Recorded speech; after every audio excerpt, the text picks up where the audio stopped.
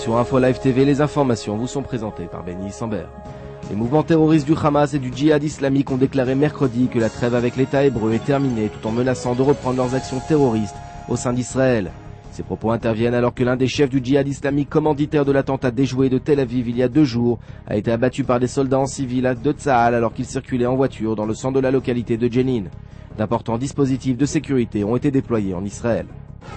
Ehud Olmert a déclaré lors d'une conférence de presse accordée à des journalistes étrangers qu'il était prêt à négocier avec ses ennemis. Fin de citation. Olmert veut parler de la Syrie en premier lieu, mais également des Palestiniens, tout en promettant qu'Israël ne reconnaîtrait pas le nouveau cabinet palestinien en cas de refus par celui-ci d'adopter les conditions du quartet.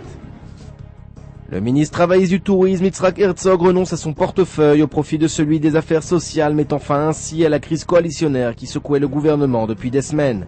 Le tourisme reviendrait donc à la formation russophone de droite, le parti Israël Beitenu.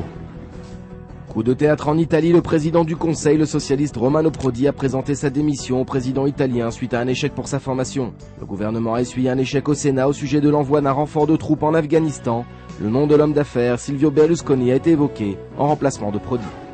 Sport pour finir, l'équipe de basketball de Tel Aviv, le Maccabi, se doit absolument de gagner ce soir contre Rome si elle entend continuer son parcours en Europe.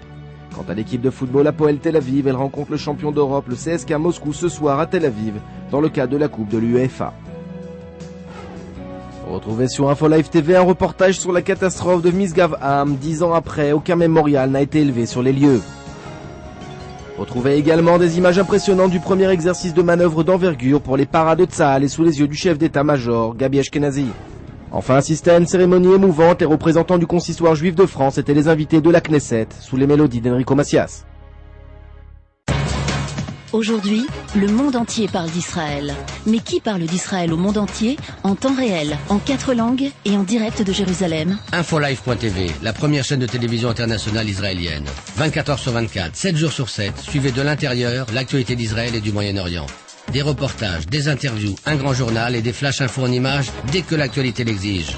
Infolive.tv, votre regard direct et vrai sur l'actualité d'Israël. Retrouvez Infolive sur internet www.infolive.tv.